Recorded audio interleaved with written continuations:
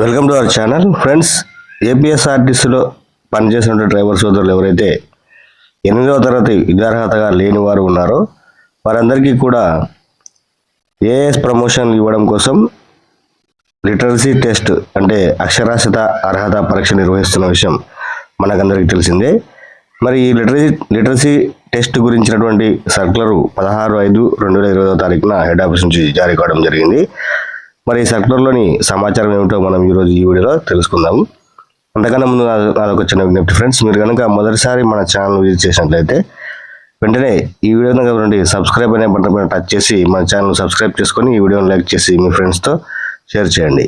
సరే, ఈ సర్కులర్లోని సమాచారం ఏమిటో చూద్దాం. 8వ తరగతి విద్యార్హత లేనటువంటి డ్రైవర్ సోదరులు వారి యొక్క సర్వీసు లెంత్ను పరిగణలోకి తీసుకోవాల్సిన అవసరం లేకుండానే ఈ పరీక్ష నిర్వహించడానికి అర్హులు. అలాగే ఈ అక్షరాస్యత పరీక్ష అనేది సంవత్సరంలో 2 సార్లు అంటే జూన్ నెలలో మరియు డిసెంబర్ నెలలో ప్రతి సంవత్సరం కూడా ఇకపై నిర్వహించడం జరుగుతుంది.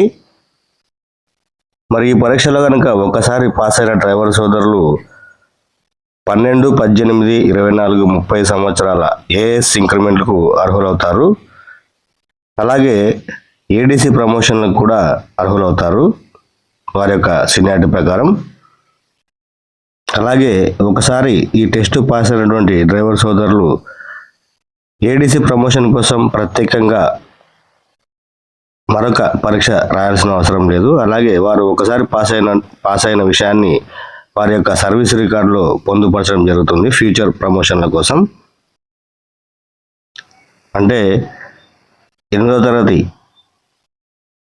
అర్హత లేనటువంటి డ్రైవర్ సోదరులు ఒకసారి పరీక్షలో పాస్ అయితే వారు ఆటోమేటిక్గా 12, 18, 24, 30 సంవత్సరాల ఏఎస్ ఇంక్రిమెంట్కు అర్హులవుతారు. అలాగే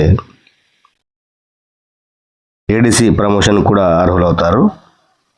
సో ఇది ఫ్రెండ్స్ ఈ సర్కులర్ యొక్క ముఖ్యమైన సమాచారం.